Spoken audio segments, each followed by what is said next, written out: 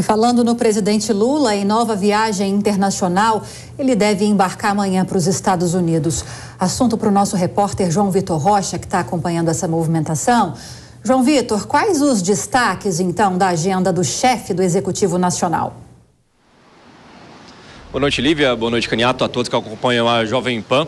O presidente Lula viaja amanhã às 10 horas da manhã, saindo de Brasília para Washington, onde tem o encontro na sexta-feira com o presidente norte-americano Joe Biden, lá na Casa Branca. Serão 3 os temas principais discutidos nesse encontro entre Lula e Biden. Primeiro, meio ambiente, depois proteção aos direitos humanos e, em terceiro, a defesa da democracia. Vamos tratar separadamente esses 3 pontos. Primeiro, em relação ao meio ambiente, o Brasil tenta retomar o protagonismo nesse assunto, depois de ter se afastado das discussões com os principais países do mundo ao longo dos últimos anos e agora vem tentando retomar esse trabalho, inclusive com a nomeação de Marina Silva, uma das figuras mais respeitadas do mundo quando o assunto é proteção ao meio ambiente. Então essa é uma pauta primordial, tanto para Lula quanto para Joe Biden. Em relação à defesa da democracia, os dois países vivem um momento de radicalização e polarização muito forte nas figuras de Lula e Bolsonaro, Trump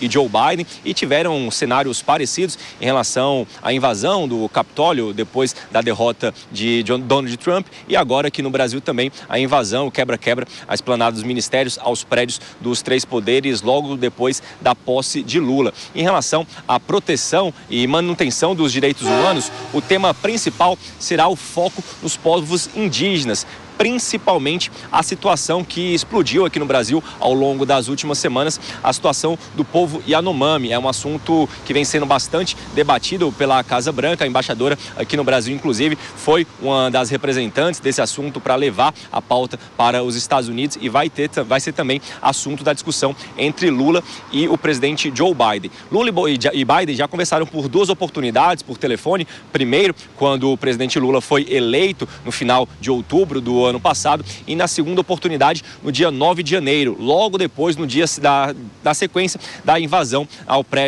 prédios dos 3 poderes. Joe Biden foi prestar a sua solidariedade a Lula. Esse encontro entre o governo brasileiro e o governo dos Estados Unidos já vinha sendo costurado logo depois da vitória de Lula no segundo turno e agora vai ser realizado nessa sexta-feira. Na comitiva de Lula estarão presentes figuras muito marcantes para esses 3 temas que eu citei. Primeiro, claro, vai estar Janja, a primeira-dama, esposa de Lula, também Fernando Haddad, ministro da Fazenda, e os 2 nomes que chamam a atenção. Primeiro, Aniele Franco, ministra da Igualdade Racial, que é irmã da vereadora do Rio de Janeiro que foi morta, Marielle Franco, e também Marina Silva, ministra do Meio Ambiente, estará também na comitiva de Lula para esse encontro com Joe Biden na sexta-feira. O Itamaraty ainda não informou quando o presidente retorna aqui para o Brasil, viu, Lívia Caniato?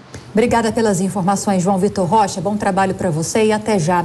Agora, Marcelo Suano, quero te ouvir. Quais são suas expectativas em relação a esse encontro entre governo brasileiro e presidente americano Joe Biden? Democracia, meio ambiente, direitos humanos, com foco nos indígenas, porque é o assunto do momento em destaque nessa agenda com toda certeza. O que o Brasil ganha com esse encontro de concreto?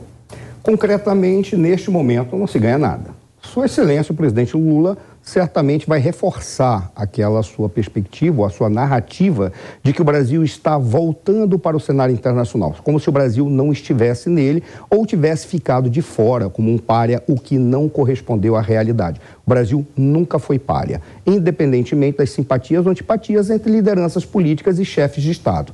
Esse é o fato. Mas ele ganha pessoalmente. Mesmo porque, quando ele falou que existia uma agenda ampla com os Estados Unidos, essa agenda não é tão ampla assim.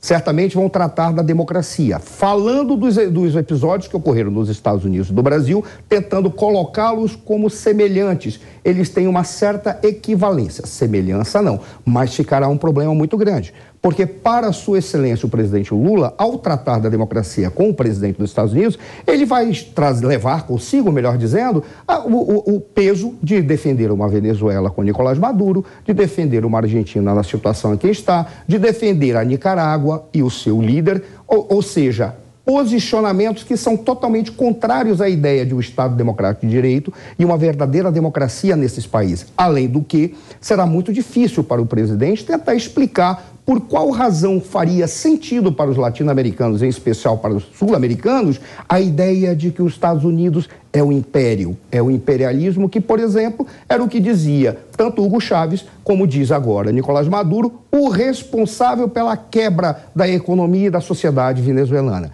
Em síntese, o presidente ganha em termos de narrativa, publicidade e propaganda. O Brasil ainda tentará entender quais seriam os ganhos concretos em termos econômicos, por exemplo, mesmo porque somos concorrentes em muitos aspectos. Além do que, a Amazônia.